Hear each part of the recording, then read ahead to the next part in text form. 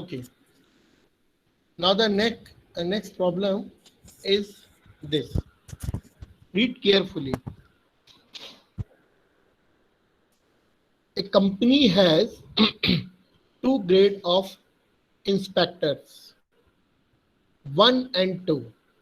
In the Roman letters लिखा हुआ है 1 and 2 to undertake quality control inspection.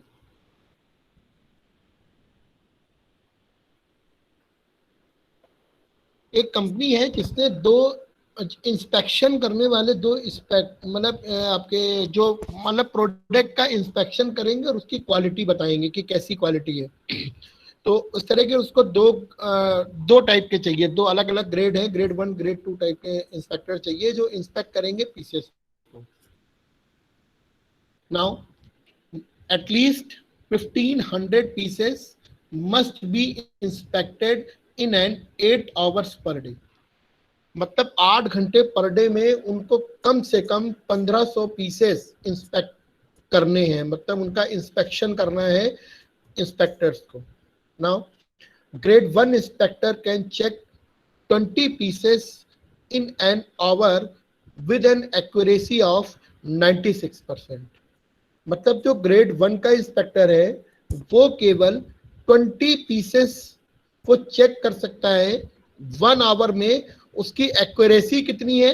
96%। कहने का मतलब है कि अगर वो 100 पीस चेक करता है तो 100 पीस में 96% ही उसकी एक्यूरेसी होगी, है ना, और बाकी 4% एक्यूरेट नहीं होगा। Same as for grade 2 inspector can check 14 pieces an hour with an accuracy of 92%। जो ग्रेड 2 है वो 1 आवर में केवल 14 पीस को चेक करता है विद एक्यूरेसी 92%। मींस 8% एक्यूरेसी नहीं आती है उसके चेकिंग में। Now wages of grade 1 inspector are ₹5 per hour. जो ग्रेड 1 का इंस्पेक्टर है उसको जो पैसे दिए जाते हैं वो उसको पर आवर के हिसाब से मिलते हैं, ₹5 per hour, while those of grade 2 ₹4 per hour. उसको ₹4 पर आवर के हिसाब से काम के मिलते हैं।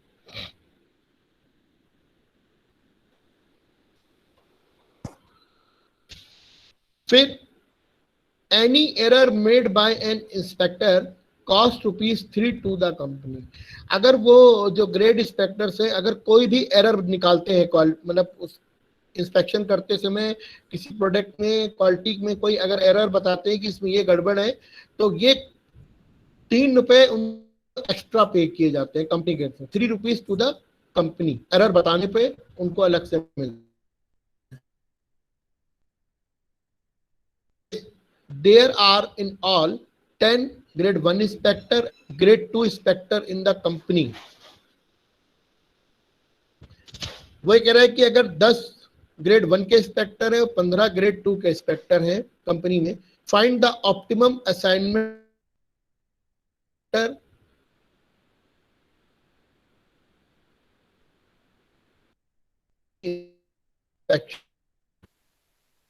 उनकी जो आपके इंस्पेक्शन जो कॉस्ट आ रही है चेक करने की वो मिनिमाइज हो। क्वेश्चन समझ में आया आपको? Yes sir. Hello? Yes sir. थोड़ा सा कॉम्प्लिकेटेड लग रहा है? थोड़ा सा कॉम्प्लिकेटेड लग रहा है कि नहीं? यस सर, लग रहा है कॉम्प्लिकेटेड थोड़ा सा। हाँ, तो अब आप ये समझना, जो आपने अभी पहले पढ़ रहे थे जो कि प्रोडक्शन से रिलेटेड थे, है ना, वो क्वेश्चंस अगर आपके आते हैं तो थोड़े कम मार्क्स के, मतलब 5 मार्क्स का आएगा, मे भी कभी कभी उसको सेक्शन ए में भी डाल देते हैं 3 मार्क्स में, लेकिन ऐसा मुश्किल होता है उसमें डालना। मैक्सिमम आपका अगर होगा तो 5 नंबर का सेक्शन बी वगैरह के पार्ट में डाल देंगे, क्योंकि 12 मार्क्स के पूरा एक क्वेश्चन होता है तो 5 नंबर का होगा, बाकी रिमेनिंग का कोई और क्वेश्चन आपके साथ मिक्स करेंगे तो वो।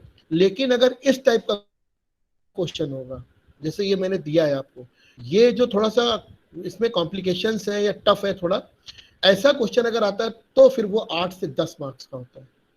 समझ गए मेरी बात? 8 तो होएगा मिनिमम, कम से कम 8 नंबर का तो आएगा ही। तो 8 और 4 नंबर का कोई और क्वेश्चन इसके साथ में दिया होगा, तो इसके 8, ये तुम्हारे 8 नंबर वाले क्वेश्चन है। समझ में आया? अभी आपके सामने क्वेश्चन है, एक बार इसको फिर से एक्सप्लेन कर दूं पूरा। एक्चुअली एक कंपनी है जिसको 2 टाइप के इंस्पेक्टर चाहिए, है ना, और जो कि 8 घंटे पर डे काम करें और कम से कम 1500 पीसेस का इंस्पेक्शन करके बताएं कि उसमें कितने सही हैं और कितने खराब प्रोडक्ट हैं। जो ग्रेड 1 इंस्पेक्टर है वो 1 घंटे में 20 पीस चेक करता है 96% एक्यूरेसी के साथ, और जो ग्रेड 2 इंस्पेक्टर है वो 1 घंटे में 14 पीसेस को चेक करता है विद 92% एक्यूरेसी। उनके जो खर्चा है, जो लोग वो दे, मतलब कंपनी दे रही है, ग्रेड 1 को 5 रुपए पर आवर देती है और ग्रेड 2 को 4 रुपए पर आवर के हिसाब से देती है। अगर ये लोग कोई एरर या कोई इंस्पेक्शन करते समय कुछ बताते हैं तो कंपनी 3 रुपए पे करती है उनको, है ना। If there are in it 10 इनको ग्रेड 1 चाहिए और 10 आपको, और 15 आपको ग्रेड 2 इंस्पेक्टर चाहिए, तो आपको यहाँ पर कुछ ऐसा असाइनमेंट बनाना है ऑप्टिमम, ताकि जो उनकी कॉस्टिंग आ रही है इंस्पेक्शन की, वो आप एक अंदाजा लगा सकते हैं कि इसमें इन जो इंस्पेक्शन हो रहा है उसमें कितनी कितनी कॉस्टिंग आ रही है, किन किन चीजों की कॉस्टिंग आ रही है, मतलब जो खर्चा कर रहे हैं वो खर्चा कितना आ रहा है, कहाँ कहाँ पे, पहले आपको यही पहचानना है, हमें उसी को ऑप्टिमाइज। मतलब यहाँ पर प्रॉब्लम है ऑब्जेक्टिव फंक्शन बनाने की, it's not very simple objective function. ये आपको कह रहा है कि आपको इसे मिनिमम कॉस्ट पे लाना है, लेकिन कॉस्टिंग आ कहाँ रही है, कंपनी उन ग्रेड इंस्पेक्टर्स को क्या क्या पे कर रही है, ये आपको इसमें सबसे पहले कैलकुलेट करना है ना। एंड डिसीजन वेरिएबल्स कौन से हैं, बता सकता है कोई?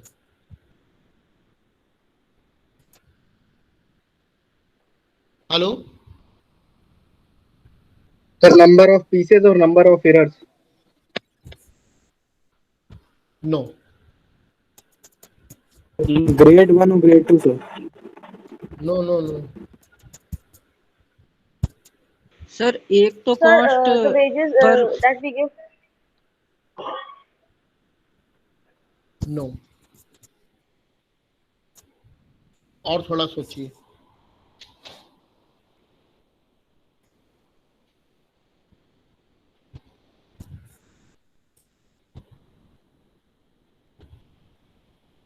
सर एक्यूरेसी पर भी डिपेंड कर रहा है। स्लाइड शो हो रही है सबको? Yes sir. हाँ sir. Yes, sir.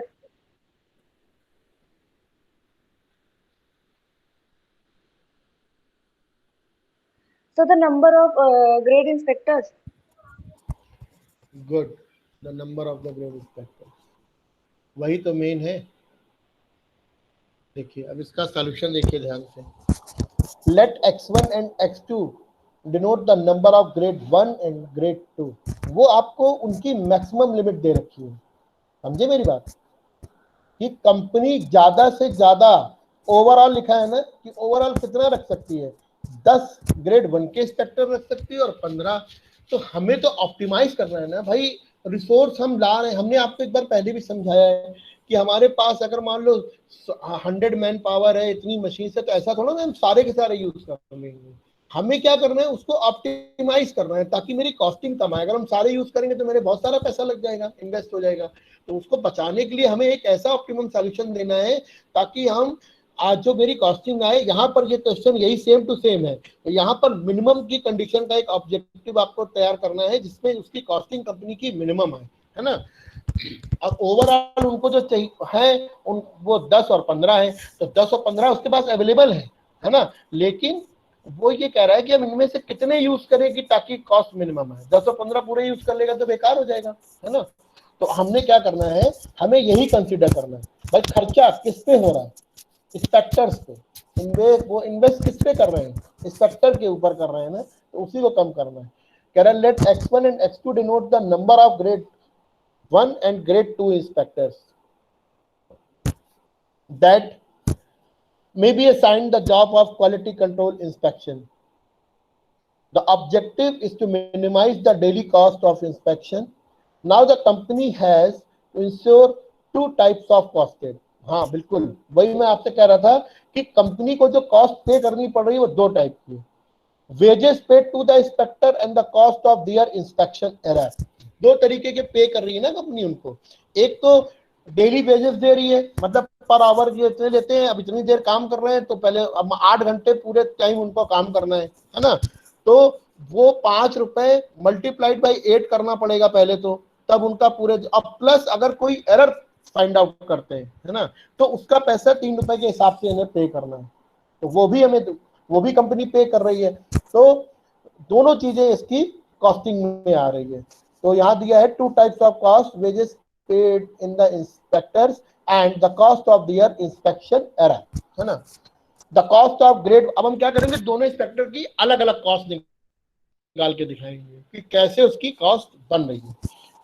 The cost of A grade 1 inspector per hour, एक घंटे की निकालेंगे हम केवल।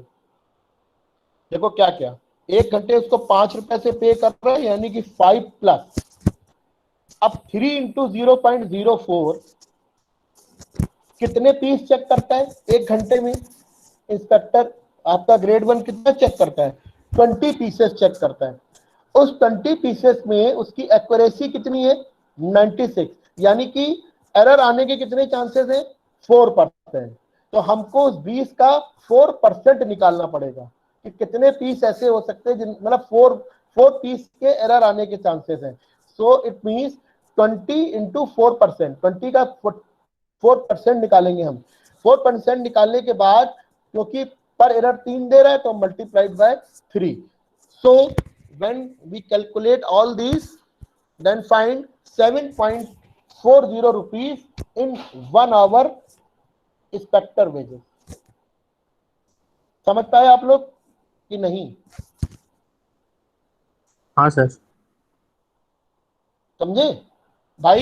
Yes sir. 5 रुपए तो उसे 1 घंटे का दे रहे हैं, फिर से समझिए, 5 रुपए उसे 1 घंटे का दे रहे हैं, और साथ ही साथ उसको एरर फाइंड आउट करने का पैसा कंपनी अलग से दे रही है। अब वो 20 पीस चेक कर रहा है और उसकी एक्यूरेसी है 96%, यानी कि 4% वो एरर निकाल देता है उसमें से। तो 20 पीस का 4% हम निकाल लें, कितना होता है जो भी आए। अब उसको वो एरर के हिसाब से कितना देगा, 3 रुपए। सो मल्टीप्लाइड बाय 3 और plus 5, total 7.40 in 1 hour. Similarly for grade 2 के लिए भी हम यही करेंगे, उसको 4 रुपए पे कर रही 1 आवर, प्लस उसकी एक्यूरेसी कितनी थी, 92%, और जो इसका मतलब एरर फाइंड आउट 8%। तो अब और वो पीस कितने चेक कर रहा था 1 आवर में, 14 पीसेस। इट मींस 14 का हम निकालेंगे 8% पहले, एंड देन मल्टीप्लाइड बाय 3 रुपए इनको भी दे रहे हैं, लेकिन उसका डेली वेजेस जो 1 आवर का है वो 4 रुपए।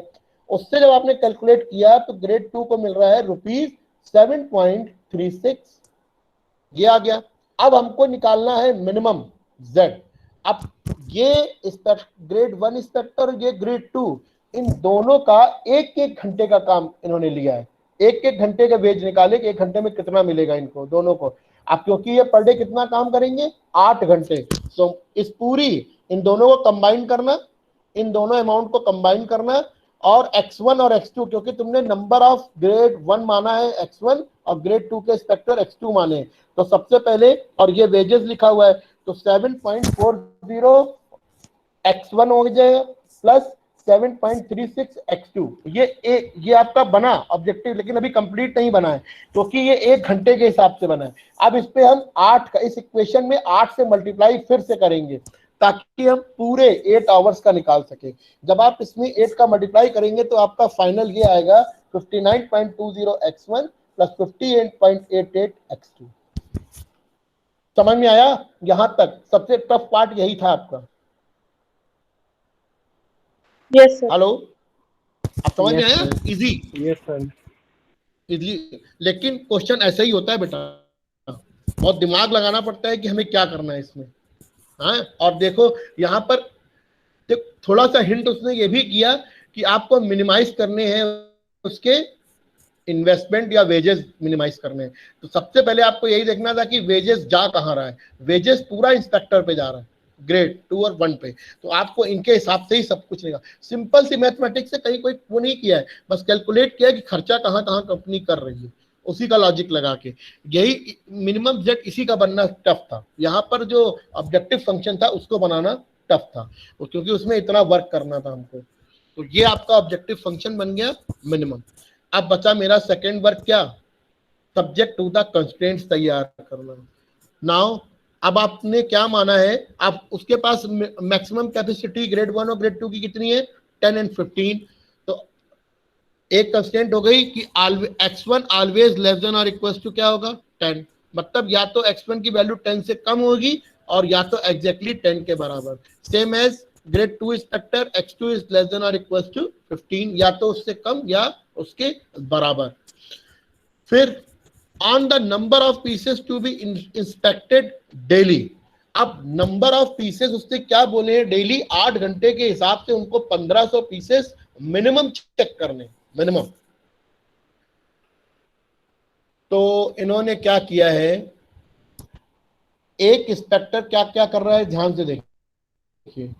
8x1 का मतलब हो गया 8 घंटे एक इंस्पेक्टर का x1 हो गया, 8 घंटे इंस्पेक्टर 2 का 8 इंटू x2। ये कितने पीस चेक कर रहा है, 20 इंस्पेक्टर 1, ये 20 भी मल्टीप्लाई होगा। और 14 पीस ग्रेड 2 का इंस्पेक्टर कर रहा है तो 14 भी मल्टीप्लाई होगा। ये सब कैलकुलेट होकर के किसमें आ जाएगा, पीसेस में। इसकी जो यूनिट होगी वो क्या होंगे, पीसेस। क्योंकि आपका ये तो आवर हो गया, 8 ये आवर हो गया, और ये 20 20 कैसे हो गए, पीसेस, कन्वर्ट इनटू पीसेस। क्योंकि राइट हैंड साइड भी आपके पीसेस है, 1500 पीसेस।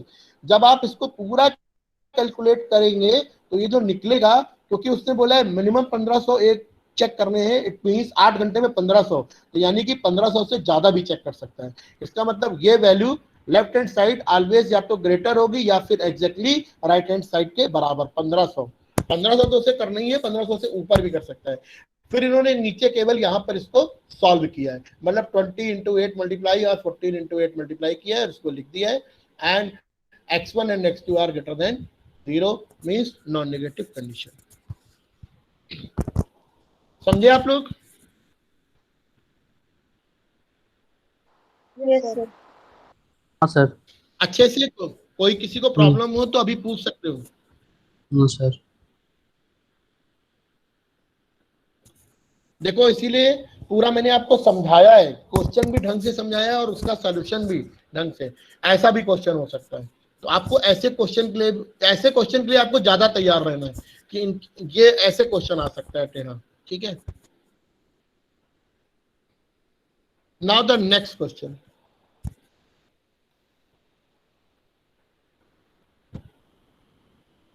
अब इस क्वेश्चन को मीडिया सिलेक्शन क्वेश्चन से रिलेटेड प्रॉब्लम है, इसको आप लोग पढ़िए पहले ध्यान से, बहुत अच्छे से पढ़िए। स्लाइड शो हो रही है सबको? Yes, sir. Okay.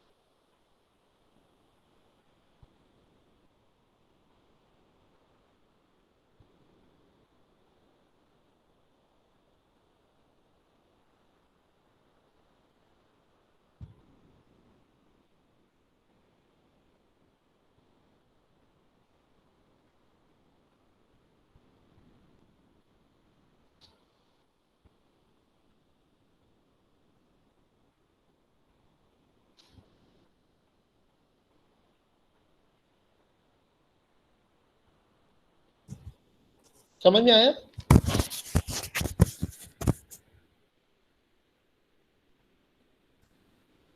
Hello, yes sir. क्या बताइए पहले मुझको, क्या समझ में आया आपको? समझ में नहीं आया, आपकी बात का रिप्लाई दे रहे थे।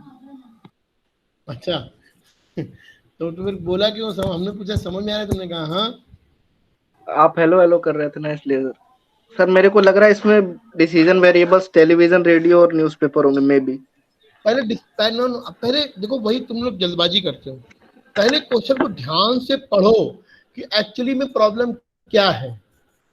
आप लोग पहले डिसीजन वेरिएबल लेने लगे, पहले प्रॉब्लम को समझिए क्या कह रहा है, कैसे, तभी तो आपको केवल डिसीजन वेरिएबल या वो नहीं आपको तीनों पार्ट सोचना है कि क्या कंस्ट्रेंट बनेगी, क्या क्या डिसीजन वेरिएबल्स होंगे, क्या ऑब्जेक्टिव है, मेरा बेसिक ऑब्जेक्टिव क्या है, उसे मैक्सिमाइज करना है या उसको मिनिमाइज करना है, फिर मेरे पास क्या रिसोर्सेज की कंस्ट्रेंट्स अवेलेबल हैं और वो कैसी हैं, उनकी इनइक्वलिटीज कैसी है, ग्रेटर है, लेस है, ये सब चीजें पहले सोची जाती हैं अलग से। रफली मतलब बॉक्स के अंदर लिखने से पहले बहुत चीज सोचनी पड़ती है कि ऐसे, तब जाकर के इसकी स्टार्टिंग की जाती है।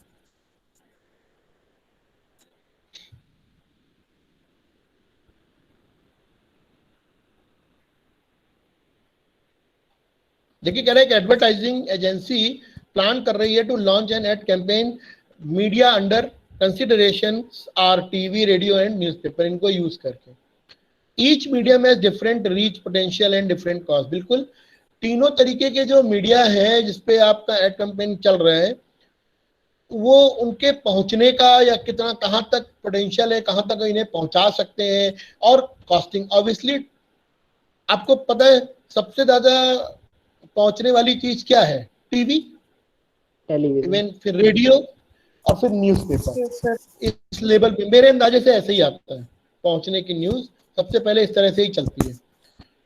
मिनिमम ये दिया हुआ है मेरे ख्याल से कितना, 10 crore, 1 crore 10 lakh.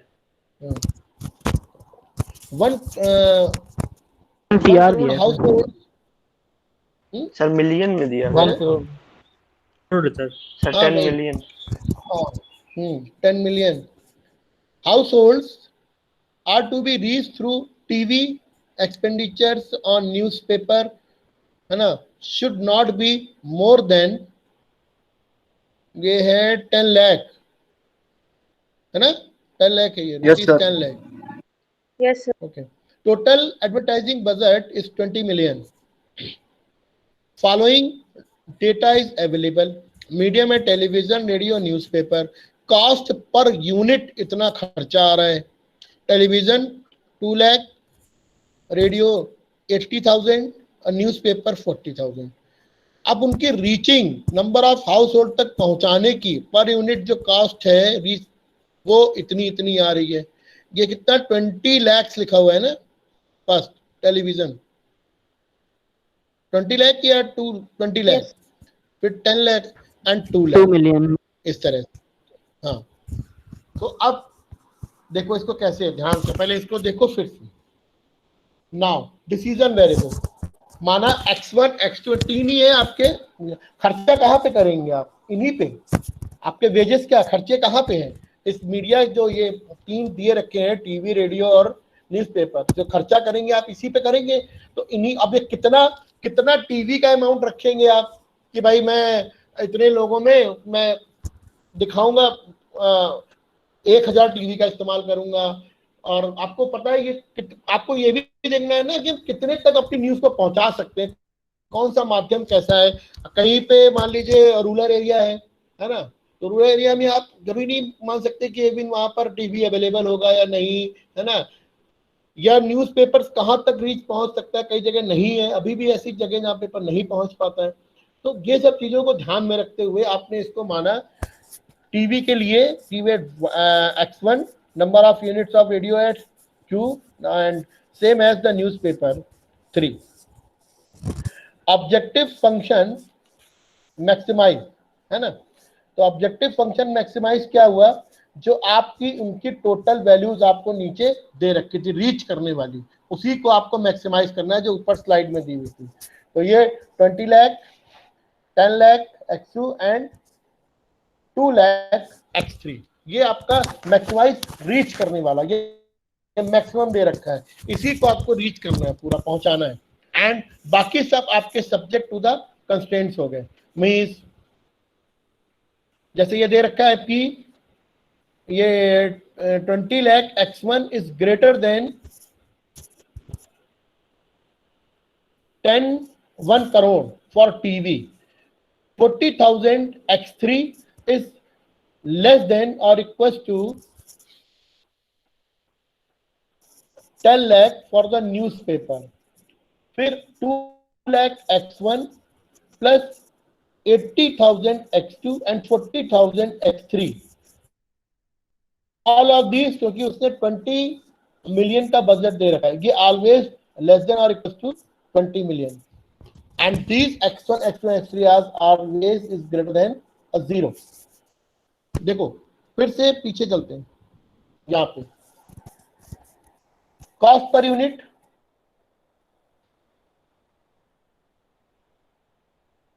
$2 lakh for television,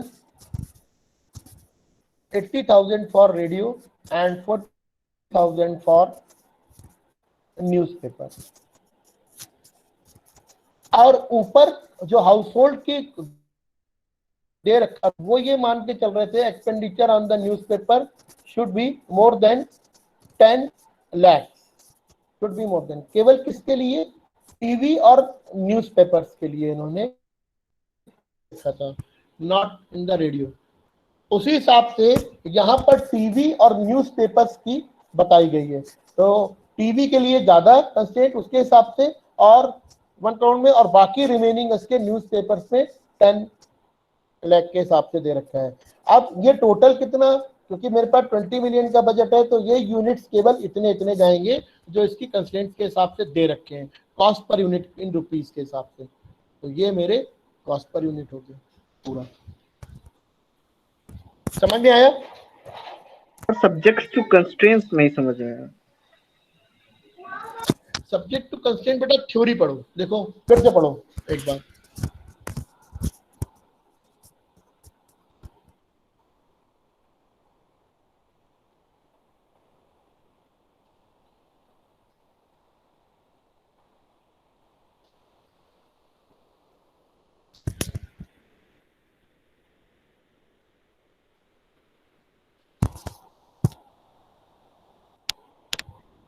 sir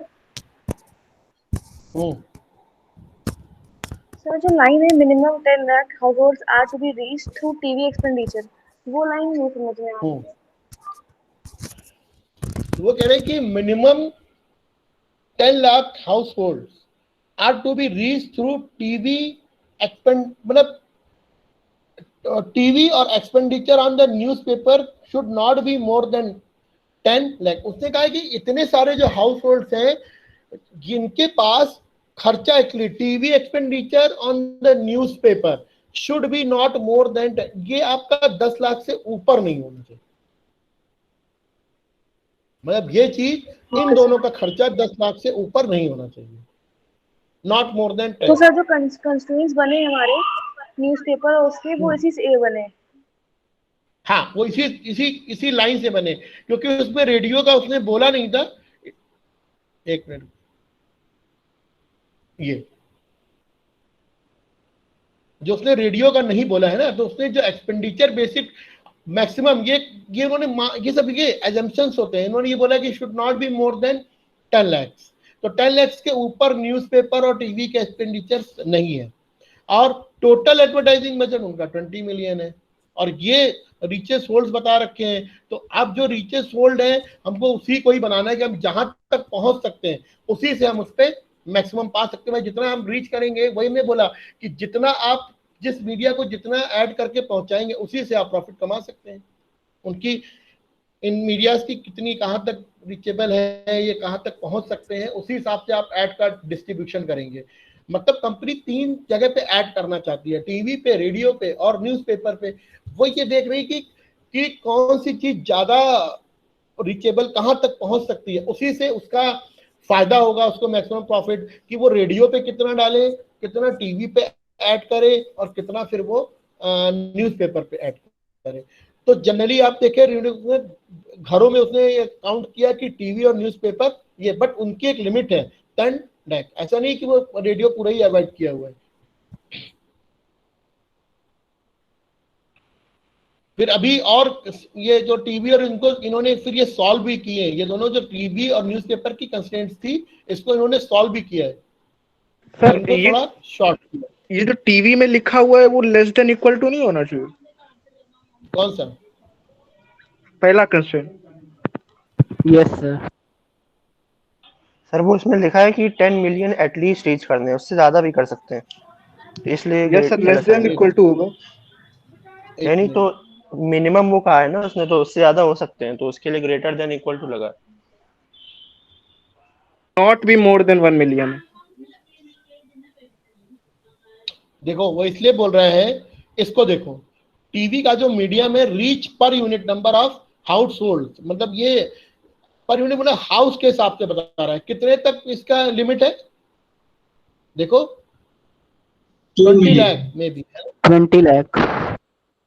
20 lakh, और इनकी लिमिट क्या बना रखी है, नॉट मोर देन 10।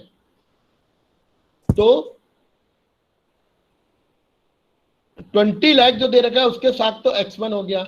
अब ये वैल्यू अब किससे जा रही है, ये यहां पे लिखा है 1 करोड़, ये वैल्यू इधर से X1 के लिए, क्योंकि इस पे सबसे ज्यादा है, तो ये value is greater then always this. अब ये जो दे रखा है न्यूज़पेपर का,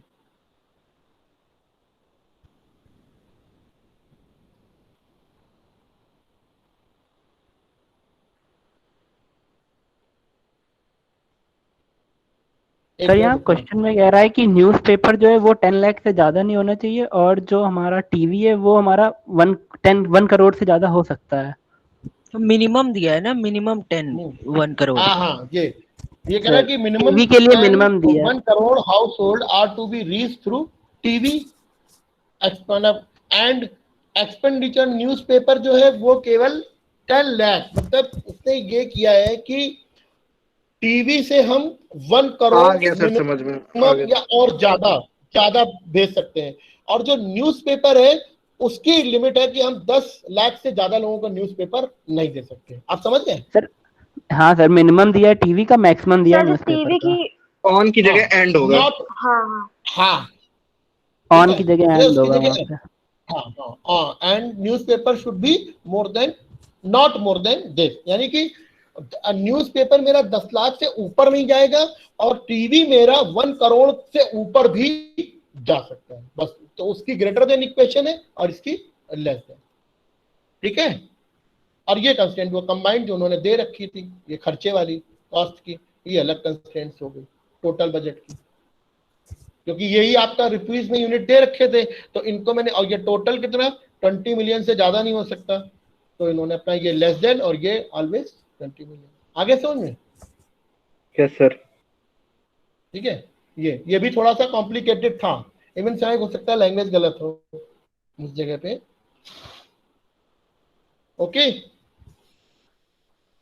हाँ सर। अब नाउ एक और एग्जांपल है आपका, ये आपकी ब्लेंडिंग प्रॉब्लम्स है।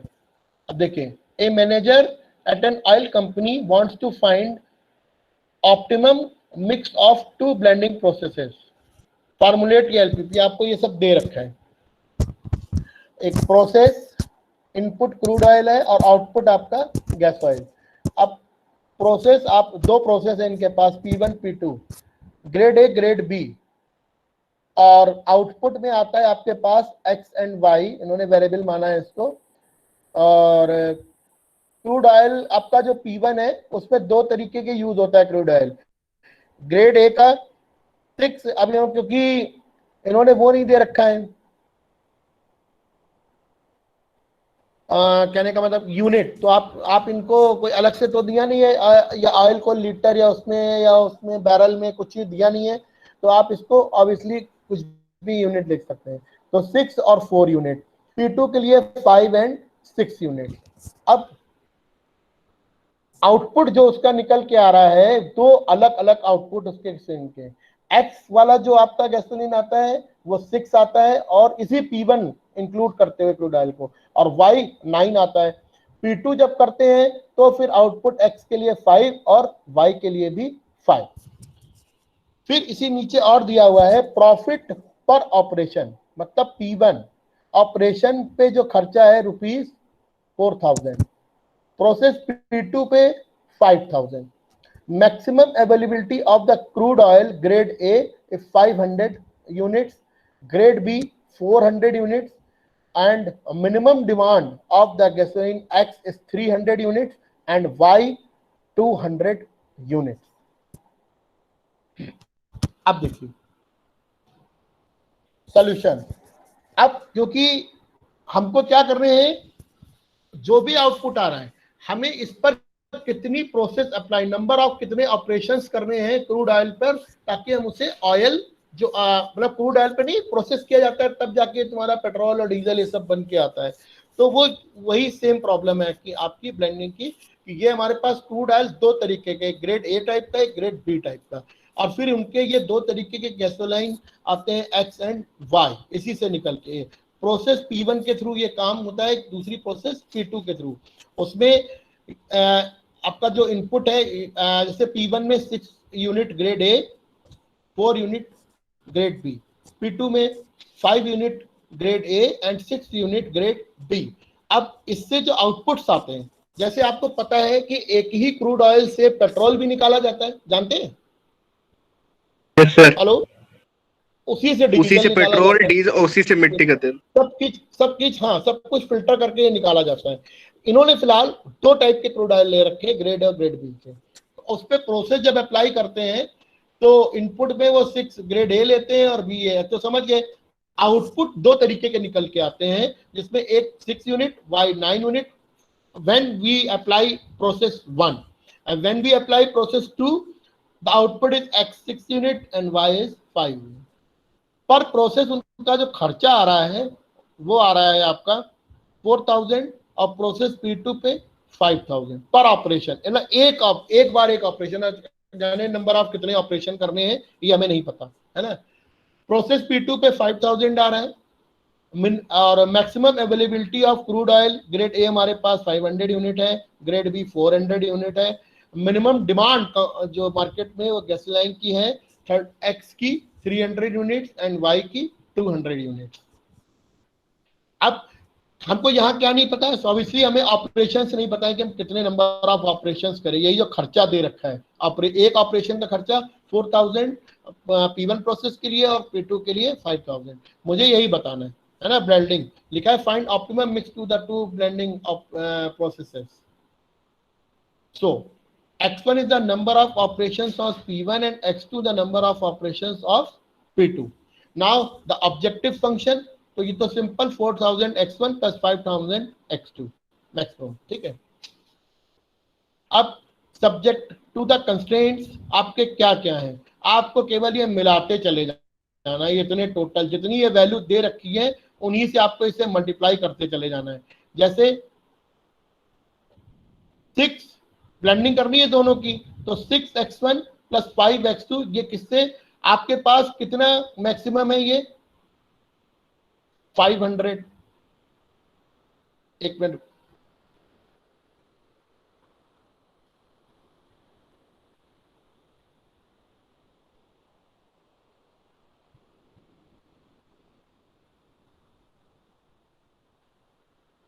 ये देखिए ग्रेड ए हमारे पास, ग्रेड ए का ऑयल हमारे पास मैक्सिमम अवेलेबिलिटी कितनी है 500 और ग्रेड बी की कितनी है 400। तो हम पहले ग्रेड ए के लिए बनाएंगे, यानी कि प्रोसेस तो आपको पता है P1 P2, तो यहाँ पर लिखेंगे 6x1, ये देखिए 6x1 और 5x2 मीन्स लेस देन और इक्वल टू 500। ये 6x1 plus 5x2 less than और equal to 500। Same for grade B oil के लिए 4x1 plus 6x2 less than और इक्वल टू 400 यूनिट। ये आपके दोनों ये बनेंगी, जो क्रूड ऑयल की है वो ये दो कंस्टेंट बनेंगी। अब इसकी ये जो यूनिट्स आपके मिनिमम डिमांड आता है गैसोलीन 300, अब इसी की डबल हो जाएगी। अब इसमें 6x1 plus 5x2 greater than और equal to 300 and 9x1 plus 5x2 is greater than और equal to 200, non negative x1। आगे समझ में? Yes yes sir. सर। मतलब Yes, sir. इसमें कंस्टेंट दो टाइप की थी। कंस्टेंट आपकी एक थी क्रूड ऑयल की और एक आपकी जो गैसोलाइन जो आपका बन के निकल रहा है उसके, दो अलग अलग। और टेबुलर फॉर्म में था तो इसको इजीली सॉल्व भी हो गया। हमने ग्रेड वाइज मतलब क्रूड ऑयल में ग्रेड वाइज दो इक्वेशन बन गई और आउटपुट में भी जो हमारा गैसोलाइन थी उसमें भी मेरे दो आउटपुट एक्स और वाई उसके अकॉर्डिंग। तो टोटल 4 कंस्टेंट्स ये हो गई, 2 लेस देन की और ये 2 ग्रेटर की, और ये मेरा मैक्सिमम जेड एक्चुअल फंक्शन हो गया। और क्योंकि देखो ये प्रॉफिट दे रखा है तो प्रॉफिट में उसका ये, अब ब्लेंडिंग कैसे, मतलब उसको ये बताना चाहिए कि कैसे इन दोनों का हम कैसे मिक्सिंग करें कि ये जो निकल के आए इस पे प्रॉफिट कमा सकते हैं। आ गया? Yes sir. Yes sir. Yes sir. किसी को पूछना है कुछ? No sir. ये मैं अभी आपको स्लाइड ये अभी सेंड कर दूंगा आपको, ठीक है? हाँ, वो अब दिखाइए जरा सब लोग जो आपने क्वेश्चन किए हैं।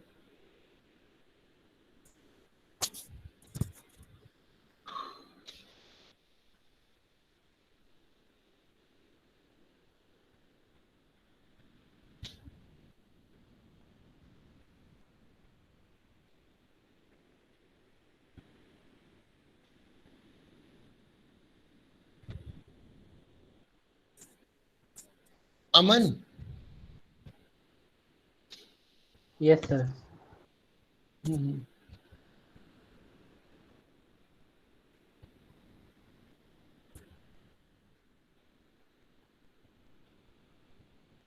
क्लियर नहीं आ रहा है? ऐसा करते हैं, हमको लग रहा है वीडियो से काफी क्लियर नहीं हो रहा है, तो हम एक काम करते हैं, प्रॉब्लम होगा नहीं तो क्लासरूम में ले हैं? लीजिए। क्या सबमिट करवा लें? यस सर, पीडीएफ बना के सेंड कर। नहीं, हमें कोई नंबर वगैरह है? सर आप सॉल्यूशन नहीं, बता रहने दीजिए तो उससे टैली कर लेंगे सब लोग। हाँ, बस वही मैं भी सोच रहा था। तो अब ऐसा करेंगे, नेक्स्ट टाइम पे आपको इसका सॉल्यूशन दे देंगे, मैच करा लेना सब लोग, ठीक है? सर लास्ट और अगर किसी का गलत है, टूर की वो भी भेज दीजिएगा पीडीएफ। क्यों? तो मैंने भेज चुका हूँ बेटा, कितनी बार भेजे हैं? यस सर, मिल सर अभी नहीं भेजी है आपने। Sir LP question answer, LP के क्वेश्चन भेजे थे आपने। पीपीटी नहीं भेजी? आ गया नो सर। सर। अच्छा, ठीक है। सर भाई के पास आ गया, उसको मत बेटा मैंने भेजिएगा। मेल, आपने कब किया ये? मैं चेक करता हूँ। ठीक है, तो ऐसा करेंगे, मैं आपको सॉल्यूशन भेजूंगा, मैच सर 28 को आपने भेजा है मुझे। Ashutosh yes sir. म्यूट करिए अपने। अब मैं आपको भेज दूंगा और सॉल्यूशन भी भेज दूंगा, आप मैच करा लीजिएगा, जिसके सॉल्यूशन मैच हो रहे हो ठीक है, जिसके नहीं हो रहे हैं अगर वो डिस्कस करना चाहते हो तो डिस्कस कर सकते हैं, ठीक? Okay. Yes sir, thank you sir.